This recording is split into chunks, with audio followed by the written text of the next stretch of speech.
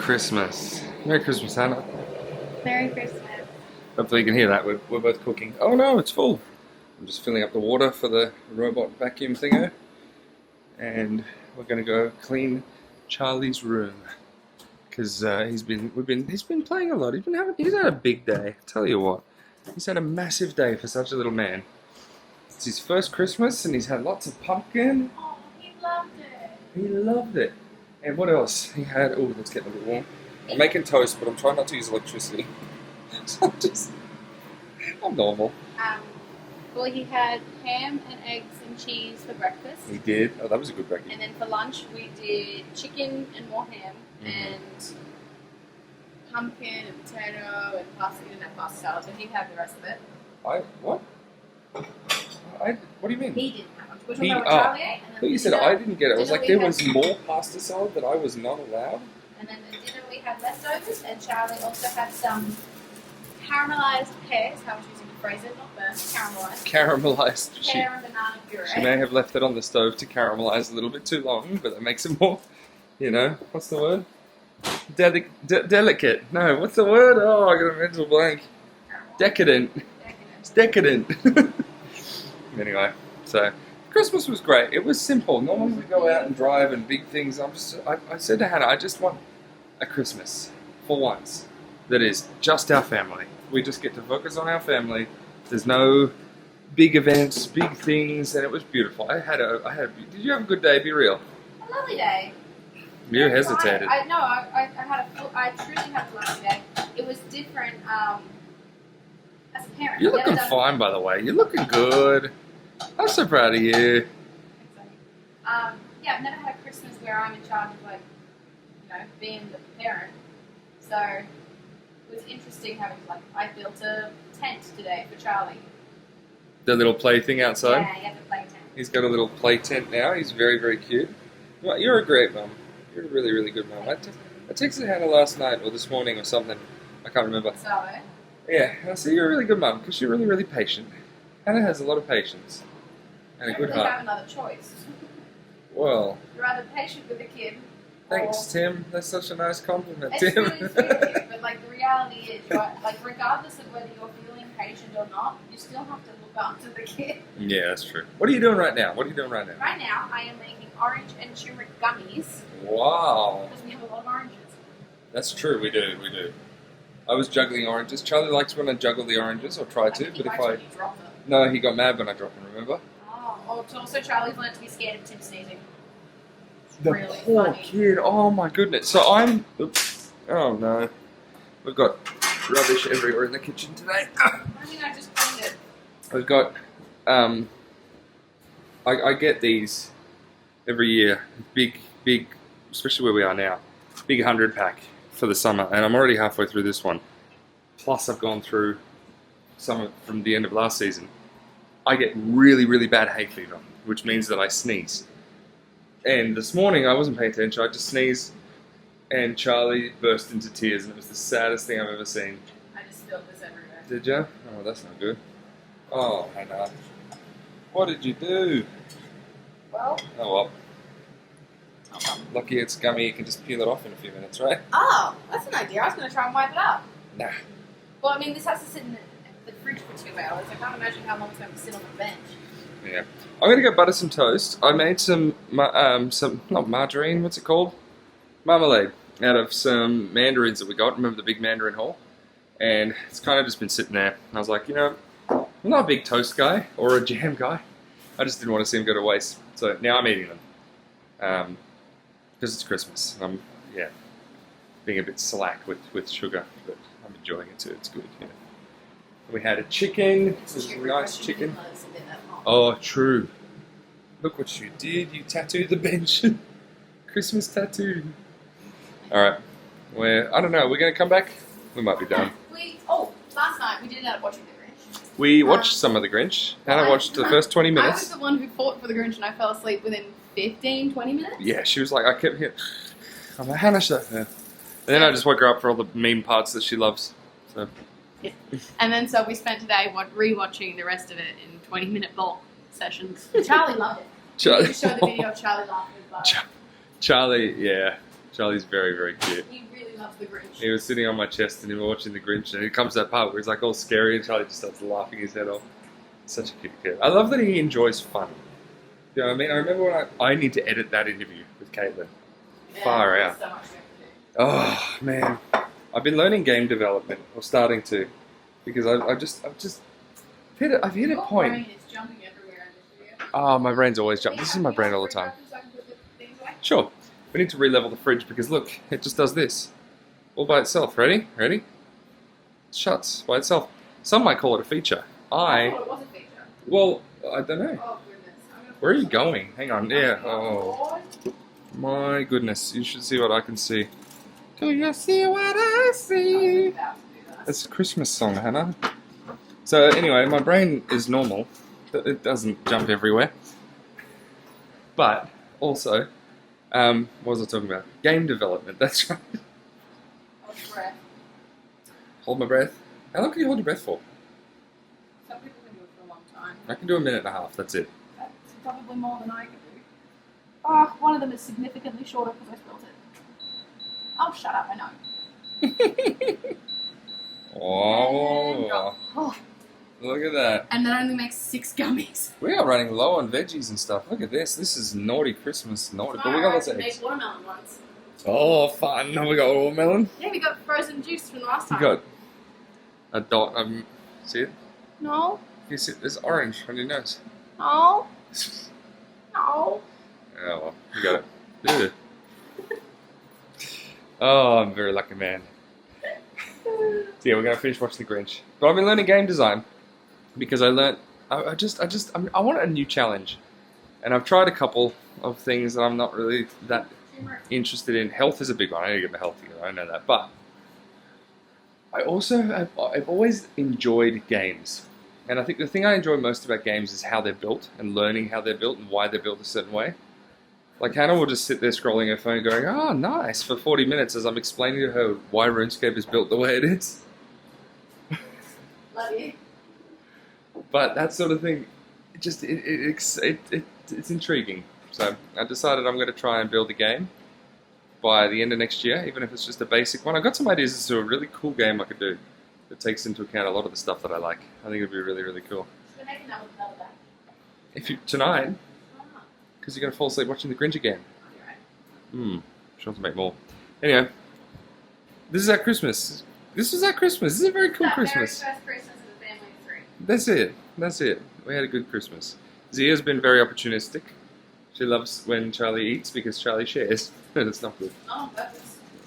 Sometimes on purpose. Yeah, but she's also learned to eat off his tray, and that's really not okay. That's not good. Yeah, they're very funny. Also, why did someone write in marker ink? Marker ink. No, honey. No, honey. I'll explain later. It's someone's name. There you His go. name is marker ink. Is it Mark E-Rink? I'm going to let you just say the name over and over and then realize Am I having a stroke? it's from my mother's house. Mark. Anyway, alright. This is Christmas. It's a beautiful Christmas. It's a good Christmas. Marker and K. I've broken her. Merry Christmas. Merry Christmas. Merry Christmas from the Combridges. And Charlie. Charlie's not here because he's asleep. Go to bed early. He's had a massive day. Oh my goodness, he's had so much fun today. Yeah. Alright, we'll be back tomorrow. Goodbye. Goodbye. Bye. Goodbye. G'day. G'day, g'day, g'day. Technically it's Boxing Day today. And not the Sabbath and not Christmas, but I really wanted to talk about this because it's Christmas. Well, this is a Christmas video. And I thought it was quite important. So, Christmas. Let's start with there. The word comes from Christ Mass, which basically means celebration or, church celebration of Christ, right? Catholic Mass, Mass, celebration, church. You get the point, right? And Christ, obviously meaning or referring to Jesus. Now, I wanted to read from a book that came out a little while ago now, 2,800 years ago, actually. Book of Isaiah. There's 2 parts that I want to read. Where is it? So, Isaiah chapter 7. We'll start at verse 13. Then he said, "Hear now, O house of David," that frog, 2 seconds.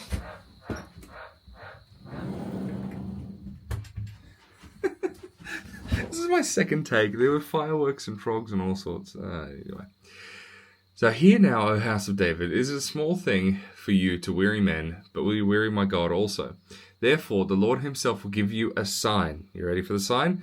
Behold, the virgin shall conceive and bear a son, and shall call his name Emmanuel. Curds and honey he shall eat, that he may know to refuse the evil and choose the good. For before the child shall know to refuse the evil and choose the good, the land that you dread will be forsaken by both her kings. The Lord will bring the king of Assyria upon you and your people and your father's house, days that have not come since the day that Ephraim departed from Judah. So, a sign of the times, back 800 years before Jesus was born, saying, hey, there will be a child born of a virgin that will know, good over evil. Sounds familiar, right? And if we go a couple chapters on, verse 9, which I think I've spoken about on this channel before, so Isaiah chapter 9 verse 6 and probably through 7 actually. For unto us a child is born, for unto us a child is born, unto us a son is given, and the government will be upon his shoulder, and his name will be called Wonderful Counselor, Mighty God, Everlasting Father, Prince of Peace. Of the increase of his government and peace there will be no end, upon the throne of David and over his kingdom, to order it and establish it with judgment and justice from that time forward, even forever. The zeal of the Lord of hosts will perform this. So again, this is, you've heard the story a million times probably of Jesus was born and he went to a manger and there were wise men and shepherds and all this sort of stuff. But this is not just something that happened. A lot of people will make some rather nasty claims about sort of how Jesus was conceived and whether or not it'd be true or whatever. But this is 800 years before Jesus was born. There was a prediction or a prophecy that there would be a baby born this way and that he would be all of these things. He would know good from evil. He would carry the government on his shoulder, all these different things. Jesus was prophesied about 800 years before he was born. So you've heard the story. We're now speaking at 2,000 years later. They spoke about it just millennia before then, right? So, Isaiah chapter 7 and 9 are just two examples of that. So, anyway, the Christmas story was something talked about a long time before it actually happened as well. So, it's not just some baby. It's not just some story. This is a major event. If you're not somebody who knows Jesus Christ, like as your personal Lord and Saviour, as God, at least know that, number one, he was a real person. The evidence that he walked the earth and existed is completely undeniable. I'm not just saying that. Go and do some research. From there, realize that his story has been talked about. Like I said, this book was written 800 years prior. 800 years prior. So Jesus was kind of a big deal. And that's why we celebrate Christmas. We celebrate Christmas because it was the day that Jesus was sent to earth. God, came down as a human being, as a man, to earth. The reason for that was so that he could live a perfect life, a sinless life, and he would be killed and crucified to basically there's a command that was given to the Jews and the Hebrews in the Old Testament, which was that to cover your sin, because sin is bad, obviously, there must be death for sin. There must be blood for sin as atonement, right? So they had to sacrifice animals to cover their sin, to essentially use the blood of the animal to wash their sin away, so to speak. And when Jesus came, Jesus was a human being that lived perfect. It was God in a human being that was completely sinless, was completely blameless, and died as the symbolic sacrificial lamb for the sins of the world. So there was no animal that could cover all sin. Only through a perfect human being, only through God, could the sin of humankind, of mankind, be completely washed away. That was why Jesus came. That is why we celebrate Jesus coming to earth.